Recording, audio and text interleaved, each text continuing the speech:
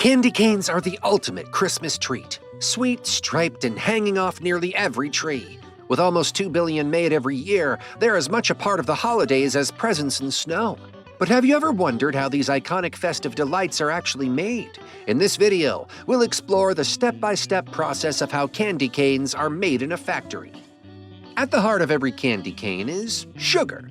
This sugar, typically refined sucrose, comes from either sugar beets or sugar cane. Once refined, it's turned into tiny grains or crystals, which are essential for achieving the perfect texture. When sugar is heated, it melts into a syrup that can be worked and shaped. As it cools, the syrup thickens, and the sugar crystals bond together to form the solid, crunchy candy cane we know and love. Without this key ingredient, there would be no candy cane. But sugar alone is not enough. Corn syrup is also added to prevent the sugar from crystallizing too much, which would lead to a grainy texture and a brittle candy. Corn syrup helps create a smooth, glossy candy, and also makes it opaque rather than transparent.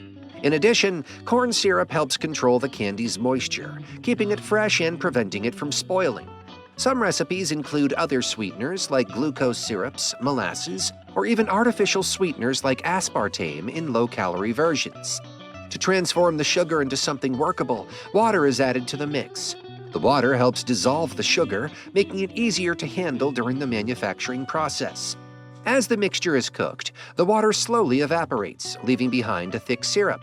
This is where the cream of tartar comes into play. This special ingredient helps create air bubbles that stabilize the candy and give it that perfect, chewy texture.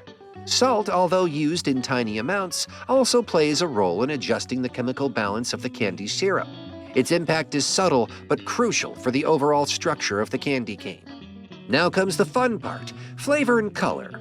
For the traditional minty flavor, wintergreen or peppermint oils are added to the candy mixture. These oils provide the refreshing taste we associate with candy canes. Other flavors, like fruit or molasses, can be used to give the candy canes a unique twist, while artificial flavorings might also be added to enhance the taste. To achieve the signature striped appearance, a portion of the candy mixture is dyed red, using certified food dyes, which are carefully regulated and tested to avoid harmful substances and ensure safety. With all these ingredients in place, the candy cane production process can begin. From the sweeteners to the flavorings and colorants, each step is skillfully designed to create the perfect candy. Whether you're enjoying a classic peppermint candy cane or experimenting with new flavors and colors, these simple ingredients work together to bring a little extra sweetness and cheer to the holiday season. That's the most basic summary of how candy canes are made. But the production process is significantly more complex and follows several key steps. But before we proceed, if you've enjoyed this video so far, take a second to like and subscribe to the channel. It all begins with a straightforward mix of sugar, corn syrup, and water. Massive copper kettles mix these components and heat them to about 140 degrees Celsius, or 284 degrees Fahrenheit. The mixture boils to become a thick, amber-colored liquid with a treacle-like texture.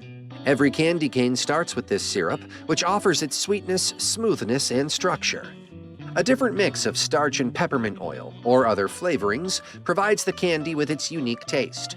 As a binder, the starch guarantees consistent flavor distribution. After achieving the proper consistency, the syrup is laid on water-cooled kneading tables. This stage lowers the boiling liquid's temperature so that it becomes a thick, pliable mass. Cool enough to handle, the sugary lump is fed into a kneading machine fitted with mechanical shovels. Often folding and stretching the mixture, these shovels change their hue from brown to a silky, dazzling white. The kneading step aerates the candy, smoothing out the texture and hard consistency beyond mere appearance. Piped into the kneading table and shovels, cold water helps stretch the candy to the ideal hardness. A section of the sweets is reserved for red dyeing, ready for the famous stripes we all know. Next up, the white candy is then moved to automated pullers, where it is stretched around a metal pole. This stage aerates the mixture even more, producing a workable, glossy, opaque material. Think of it like kneading bread, except this dough is pure sugar. The reserved part of the candy is carefully dyed red and stretched into long, thin threads simultaneously. These crimson ropes will soon be the stripes encircling the white candy, defining the distinctive candy cane appearance. Candy cane's classic red and white striped design is their true artistic quality. To achieve this, the white candy is rolled into a thick log or loaf, while the red candy strands are gently stacked over its surface. At this point, precision is crucial. The stripes must be exactly matched and precisely spaced to preserve the candy cane's consistent look. Once stacked, the candy loaf is cooked until it becomes malleable enough to roll and stretch. Although their individual hues stay clear, the red and white portions mix effortlessly to produce a striking contrast. The large candy loaf, which weighs up to 110 pounds, about 50 kilograms, is placed in a machine known as a batch roller.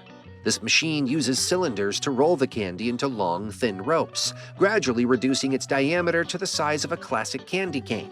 To prevent the candy from becoming too thin or breaking, it is kept warm and pliable throughout the rolling process. The lengthy candy rope is then run through a conveyor belt system in a wave-like pattern.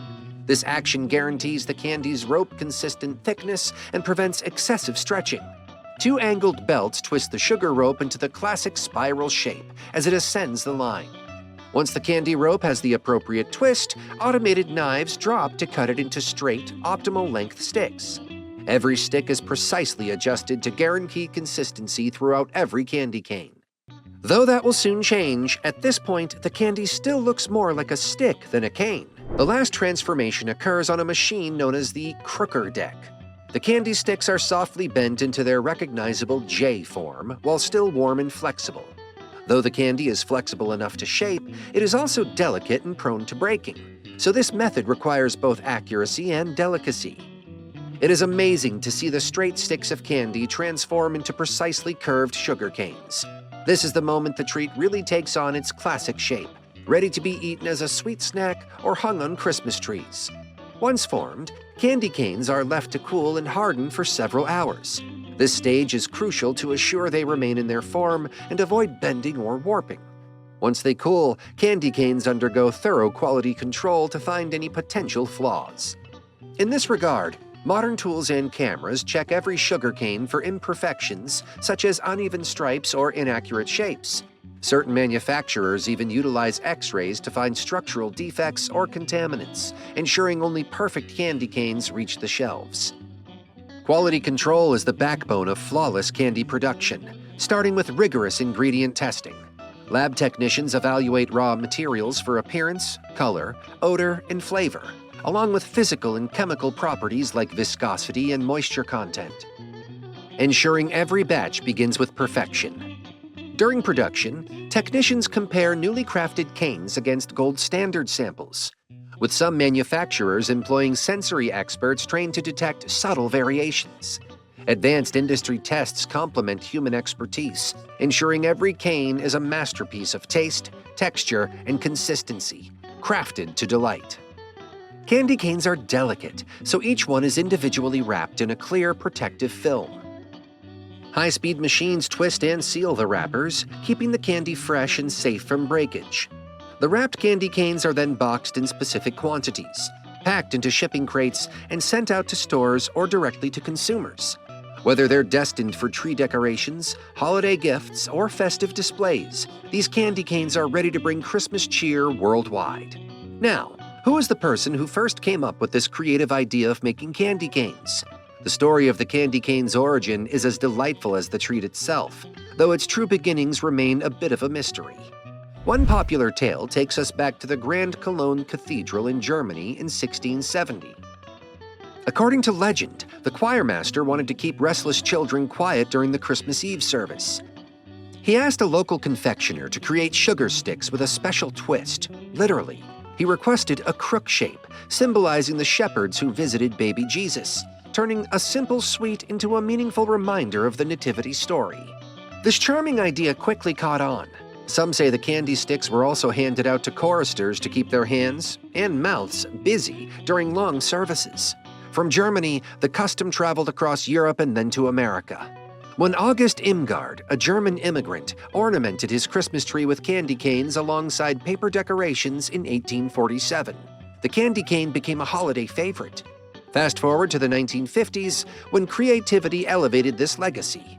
Catholic priest Gregory Keller automated candy cane manufacture, increasing their availability.